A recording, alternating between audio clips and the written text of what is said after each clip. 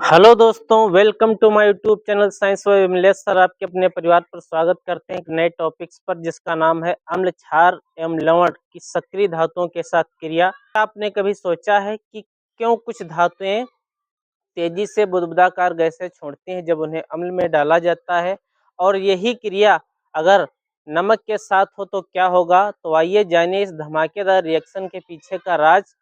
जबकि कुछ धातुएं तेजी से बुलबुले निकालती हैं जबकि उन्हें जिंक और मैग्नीशियम में डाला जाता है, इसके पीछे का क्या राज है, उसको अगर आप लोग बेहतर बेहतर तरीके से जानना चाहते हैं तो हमारे साथ अंत तक बने रहेंगे, आपको बेहतर समझ में आएगा। तो देर ना करते हुए चलते हैं अपने टॉपिक्स की तरफ। तो इससे पहले कि अगर आप लोग हमारे चैनल पे पहली बार हैं तो चैनल को सब्सक्राइब करें, लाइक करें और अपने दोस्तों के पास शेयर अवश्य करें। तो चलते हैं अपने टॉपिक्स की तरफ। जी हाँ दोस्तों, अब हमने आपको बताया था कि हम अब जानने वाले हैं कि अम्ल की सक्रिय धातुओं के साथ क्या क्रिया होती है।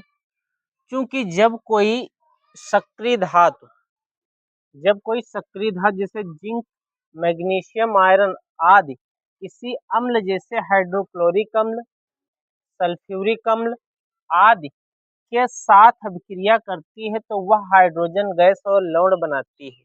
जैसे क्या होता है, जो जिंक होता है वो हमने क्या किया, HCl मतलब हाइड्रोक्लोरिक अम्ल के साथ हमने क्या करवाया, रिएक्शन करवाया, तो क्या बना आगे चल करके, जिंक क्लोराइड और हाइड्रोजन गैस जो थी वो बनी। क्लियर है? जिंक क्लोराइड क्या है, एक ये क्या है, ये भैया आपका लवण है। क्या है?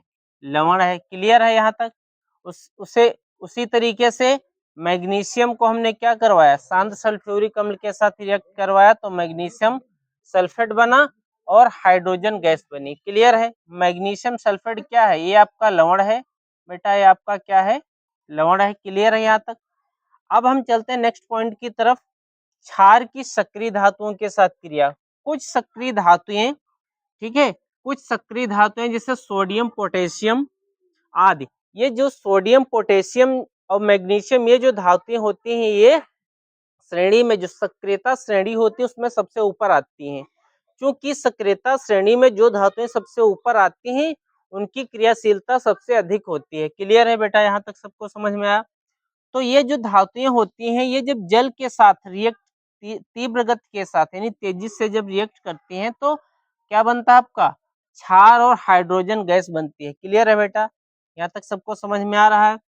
यह क्षार धातु का हाइड्रोक्साइड होता है। क्या होता है? धातु का हाइड्रोक्साइड, क्षार धातु का हाइड्रोक्साइड होता है। जैसे कि सोडियम को हमने जल के साथ रिएक्ट करवाया तो क्या बना, सोडियम हाइड्रोक्साइड बना। ये क्या है, सोडियम हाइड्रोक्साइड क्या है, क्षार है। क्या है? एक क्षार है बेटा। ठीक है, हाइड्रोजन गैस बनी। क्लियर है? यहाँ सबको समझ में आ रहा है?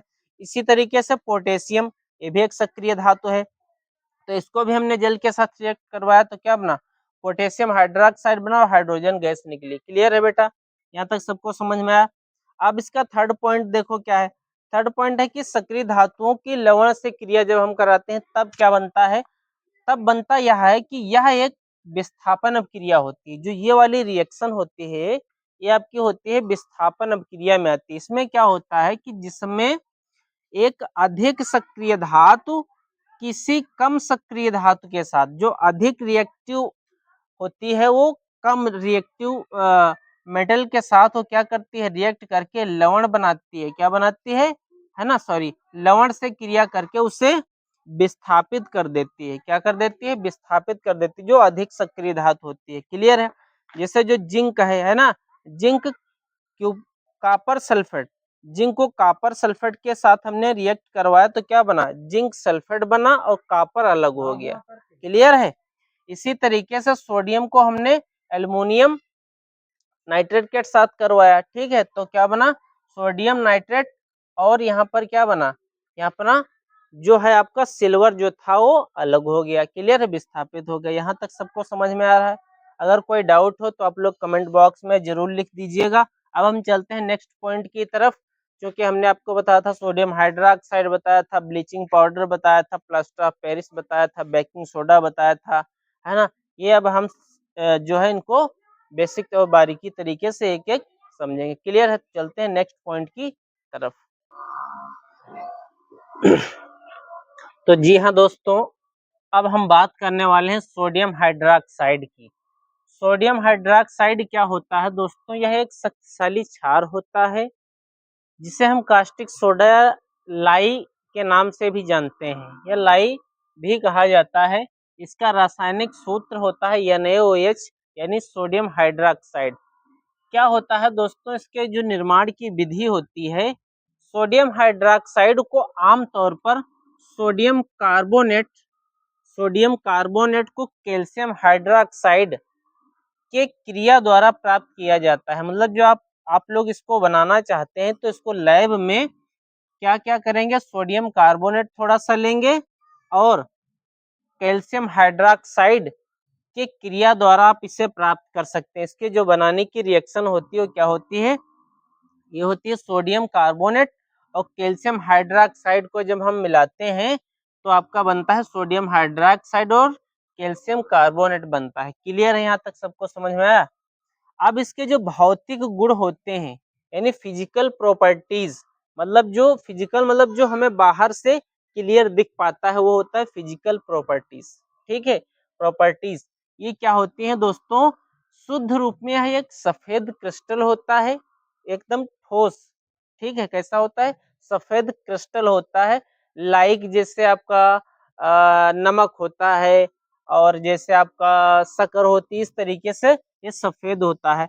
यह गंधहीन होता है, यानी इसमें कोई किसी भी प्रकार की खुशबू नहीं आती है। यह पानी, ग्लिसरॉल और इथेनॉल में आसानी से घुल जाता है। यह या इसका स्वाद जो होता है, ठीक है दोस्तों, वो कैसा होता है? कड़वा होता है। ठीक है, लेकिन नुकसानदेह नहीं होता है, सिर्फ कड़वा होता है। ठीक है, लेकिन नुकसानदेह नहीं होता है। क्लियर है? अब क्या होता है दोस्तों कि इसके जो रासायनिक गुण होंगे यानी केमिकल प्रॉपर्टीज जो होंगी, इसकी केमिकल प्रॉपर्टीज वो क्या होंगी दोस्तों? केमिकल प्रॉपर्टीज क्या होती हैं कि हम लोग इसकी अलग अलग जब रिएक्ट देखते हैं कि ये इसकी अम्ल के साथ रिएक्शन क्या होगी, इसकी जो है क्षार के साथ रिएक्शन क्या होगी, जल के साथ रिएक्शन क्या होगी, धातुओं के साथ रिएक्शन क्या होगी, है ना? तो वो होती है आपकी केमिकल प्रॉपर्टीज। क्या होती है? Chemical properties. ये क्या होती हैं दोस्तों? केमिकल प्रॉपर्टीज में आता है अम्ल के साथ जब हम लोग इसकी रिएक्ट करवाते हैं कि देखते हैं कि अम्ल के साथ इसकी जो केमिकल प्रॉपर्टीज होंगी वो क्या होंगी। ठीक है मेरी जान, तो अब हम चलते हैं इसकी बात को समझ लेते हैं। देखिए, जैसे यह अम्लों के साथ जब क्रिया करती है तो क्या बनाता है भैया? यहाँ पे लवण और जल बना देता है। क्या बना देता है? लवण और जल बना देता है। क्लियर है? तो जैसे सोडियम हाइड्रोक्साइड है, जब हम इसकी अम्ल के साथ क्रिया करवाएंगे तो बनेगा आपका सोडियम क्लोराइड, जो कि एक लवण होता है। ठीक है, जो कि एक लवण होता है और ये आपका जल बनता है। क्लियर? क्या बनता है? जल होता है। क्लियर? यहाँ तक सबको समझ में आया? अब क्या होता है धातुओं के साथ इसकी क्या रिएक्ट होता है और क्या रिएक्शंस आती हैं, क्या रिजल्ट निकल के आता है?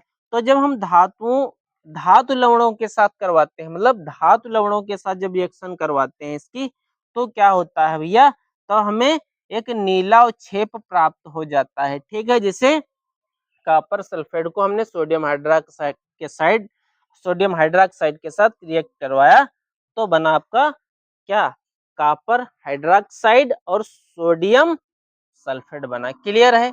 यहाँ तक सबको समझ में आया? इस सब क्रिया में नीला अवक्षेप प्राप्त होता है जो कि होता है कॉपर हाइड्रोक्साइड। क्लियर है?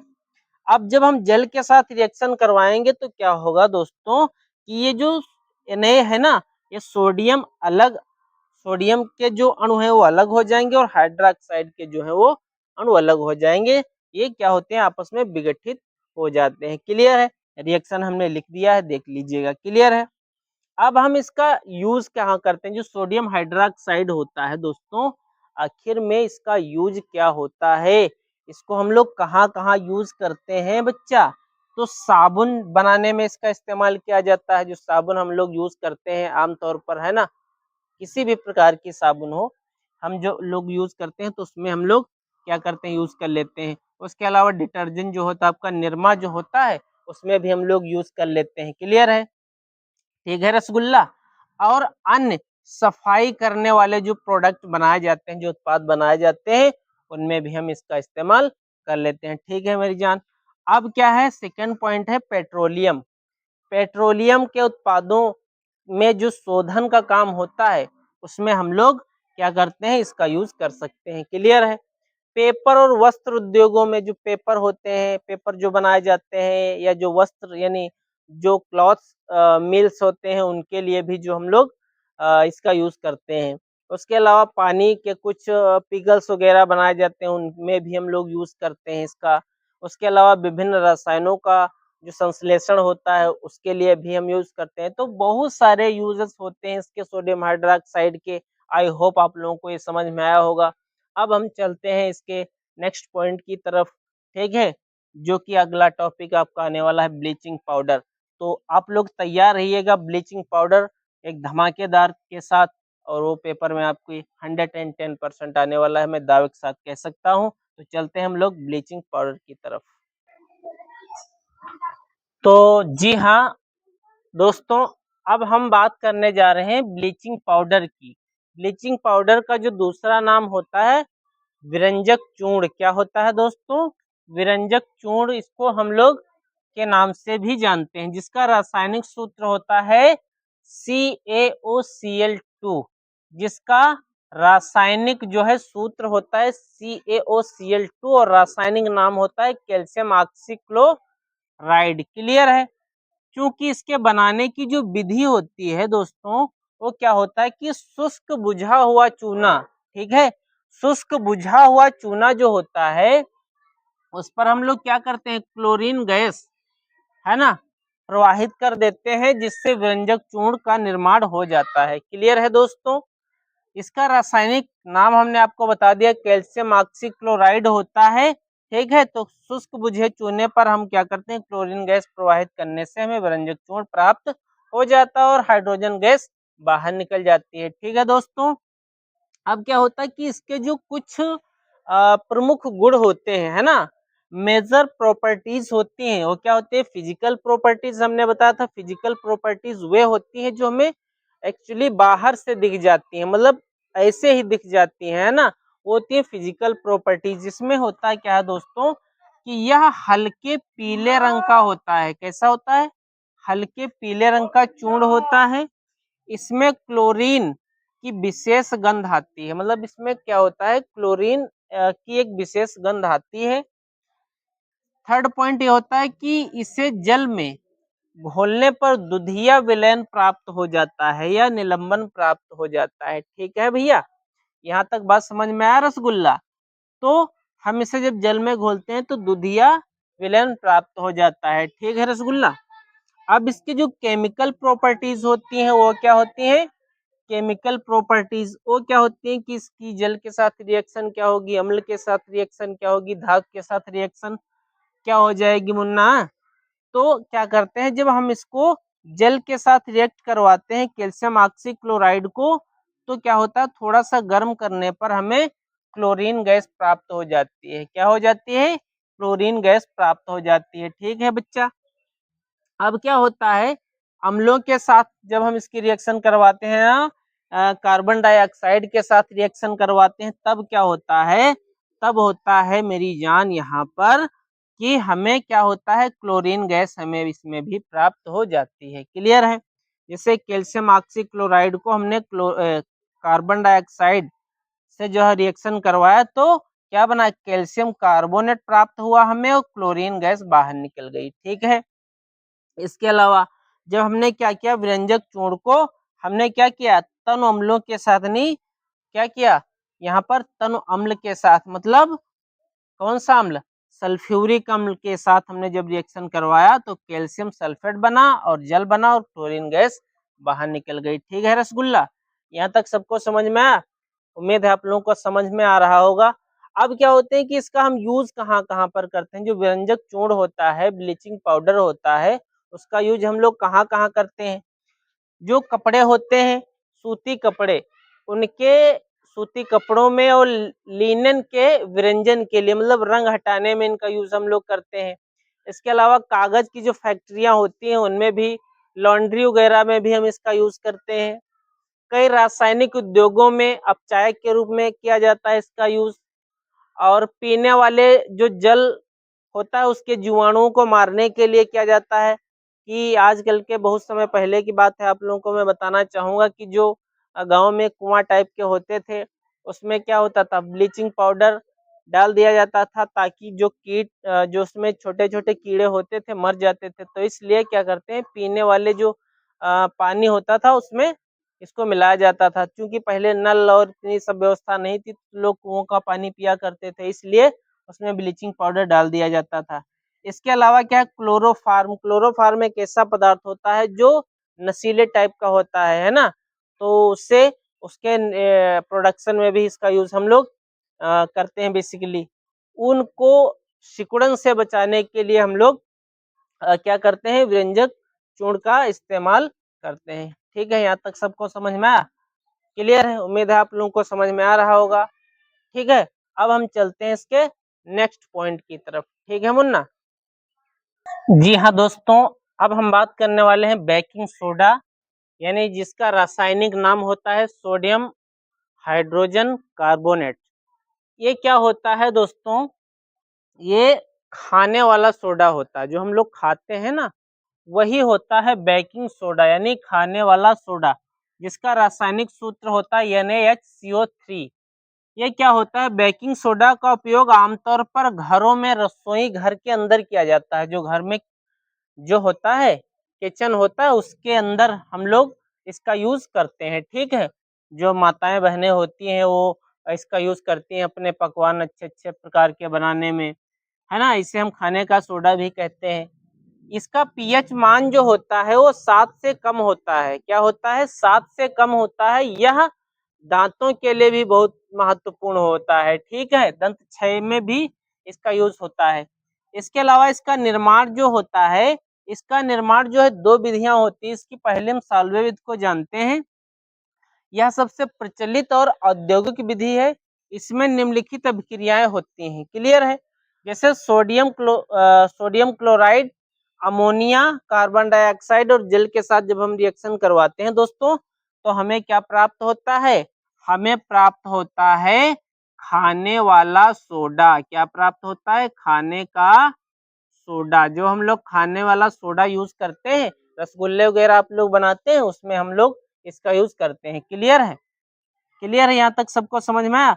उसके बाद आता है आपका इसकी जो फिजिकल प्रॉपर्टीज होती हैं, वो दोस्तों क्या होती हैं? फिजिकल प्रॉपर्टीज, ये जो बाहर से हमें दिख जाती है, या सफेद होता है, ये क्लियर पता चल जाता है हमें, या जल में थोड़ा सा विलय है, ये भी पता चल जाता है। इसका विलयन क्षारीय होता है। क्लियर है? कच्चे दूध को कच्चे दूध में इसको मिलाने से दोस्तों क्या होता है कि दूध देर से फटता है, इसलिए हम बेकिंग सोडा का यूज इस अधिक मात्रा में करते हैं। जो डेयरी फार्म वगैरह होते हैं उसमें यूज इसका होता है, ताकि दूध ना फटे, इसके लिए हम लोग बेकिंग सोडा का यूज करते हैं। क्लियर है दोस्तों? फिर क्या होता है, रासायनिक गुण इसके क्या होते हैं, केमिकल प्रॉपर्टीज इसकी क्या होती हैं? उष्मा का जब ऊष्मा का प्रयोग हम लोग करते हैं 100 डिग्री सेल्सियस तक, अगर इसको गर्म किया जाता है तो अपने अणुओं में अलग हो जाता है, टूट जाता है। क्लियर है दोस्तों? अम्लों के साथ जब हम क्रिया कराते हैं तो लवण जल बन जाता है। ठीक है, और इसके अलावा कार्बन डाइऑक्साइड भी हमें प्राप्त होती है। ठीक है मुन्ना? यहाँ तक सबको समझ में आया? इसके उपयोग क्या होते हैं? पाव रोटी को फुलाने में, जो डेयरी फार्म होते हैं, जो डेयरी उद्योग होते हैं, इसमें क्या होता है दोस्तों कि जब प्रोडक्शन होता है तो उसमें बेकिंग सोडा का यूज किया जाता है, ताकि वो जो रोटी जो बनती है ब्रेड वाली, वो फूल सके और उसमें छोटे छोटे जो छिद्र होते हैं वो स्पंजी बन सके। ठीक है दोस्तों? इसके अलावा इसका उपयोग सोडा अम्ल अग्निशामक में भी किया जाता है, पेट की अम्लता को कम करने में भी किया जाता है, शीतल पेय और पदार्थ और फ्रूट साल्ट वगैरह इसमें भी बनाने में इसका यूज हम लोग करते हैं। प्रयोगशाला में अभिकर्मक के रूप में भी इसका इस्तेमाल किया जाता है। तो आई होप आप लोगों को समझ में आया होगा, और उम्मीद है आप लोग अच्छे समझ पाए होंगे। अगर समझ पाए हैं तो कृपया चैनल को सब्सक्राइब कर दें, लाइक कर दें, अपने दोस्तों के पास शेयर कर दें। थैंक यू सो मच, आप सभी का तहे दिल से थैंक यू सो मच। जय हिंद, वंदे मातरम।